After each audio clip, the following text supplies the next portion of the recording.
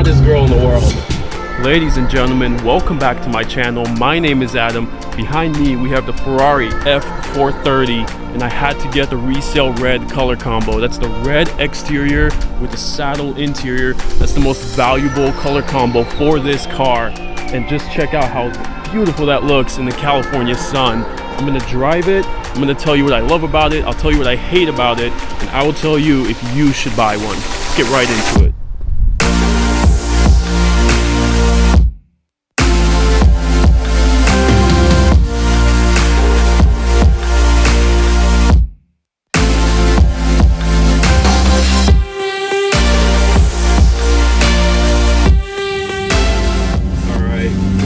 Ferrari F430. So what are we talking here? This is a V8. It's a naturally aspirated 4.3, and it has about 490 horsepower, somewhere around 350 torque. 0 to 60 is roughly around 3.8 seconds.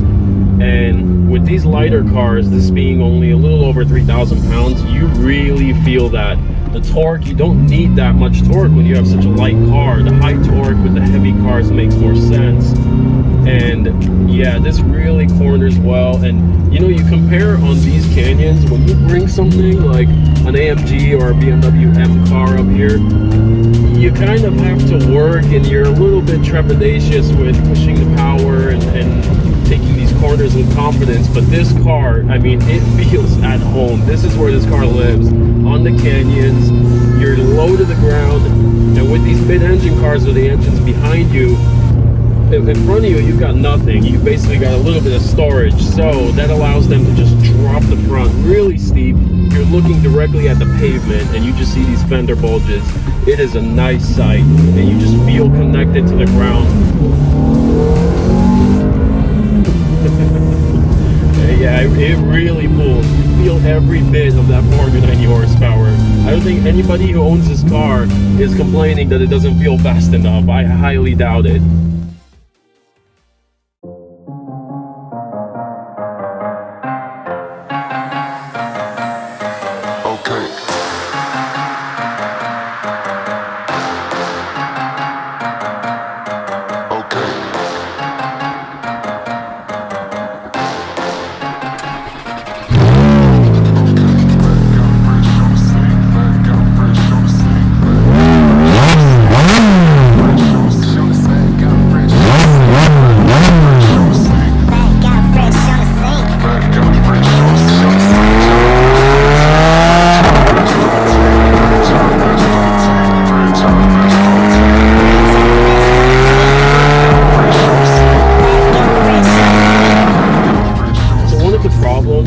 This car and the 360 before it is that they had this F1 transmission, which has really plagued these cars for a long time. It's the main criticism anyone has about these cars.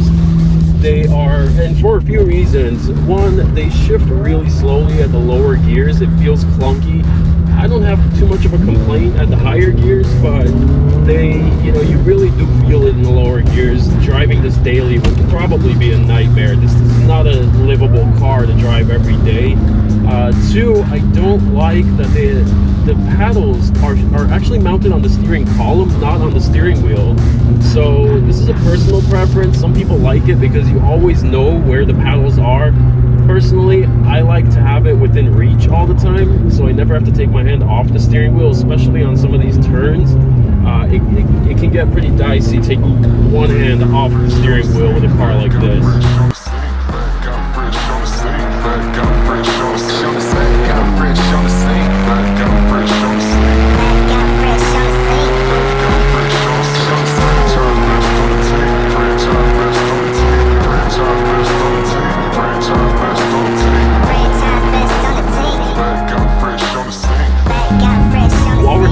Things that I don't love about this car, I should get a few of them out of the way because I'm falling in love with this car and I know I'm going to forget it. So one of the issues that has always plagued these F430s has been these sticky rubberized buttons, which I'm sure at the time that they made them they were fine, but they did not stand the test of time. Another issue is really this car is so low to the ground, which is amazing for handling, but there's nobody out there that can daily drive this. There is just no way. I'm on pretty smooth roads in Pasadena, California, in a nice neighborhood, and I'm feeling every single bump, and I'm pretty sure we've scratched the car multiple times already. There's just no way. I actually have a personal opinion. I believe anybody who buys this car now, they're buying it because of the sound of the car. I mean, listen.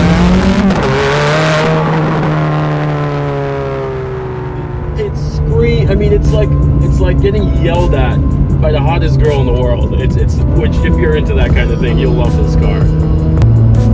On your steering wheel here, this is where your engine start button is, and next to it you have all your drive modes. So you have a snow and rain, which I don't know who's going to drive this thing in the snow, it's too low.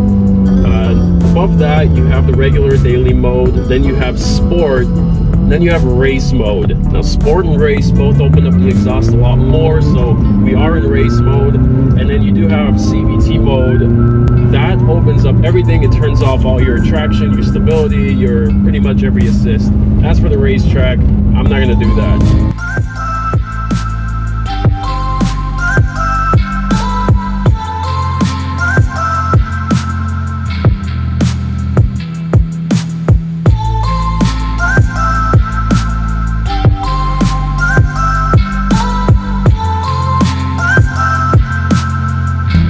One of the coolest things about this car is looking in the rearview mirror as you're driving, and you just see the engine, which completely blocks the view behind you, but trust me, it's a better view to look at the engine. It says Ferrari on both sides, and it makes the driving experience just that much better. You know, this car, the sound makes it so hard to compare it to any other car. I mean, you can rev this V8, a naturally aspirated V8, to 8,500 RPM. Oh my god, that sounds so good. You just want to keep doing it. You can't stop doing it. It's insane. Oh. So I've been driving this thing all day, and I guess now it's time for the conclusion, the decision. Do you buy this car? Unequivocally, you absolutely do, and I'll tell you why. The main factor is the price. These are creeping around the $100,000 range. And in that range, I cannot think of a better car to drive, a car that you're gonna fall in love with more than this car. This car at that range is insane. I mean, I know the values of these can only go up from here as more and more of these modern Ferraris are really changing and leaving these behind. The value will stay. In other words, you can buy this car now for $100,000. Drive it for 2 years. I will bet you anything that car is probably worth the same amount. So you can have in other words, you can have a Ferrari for free for 2 years. You know, this being one of the first modern Ferraris, it's surprising that these really don't have a lot of problems. This is considered the first really reliable Ferrari.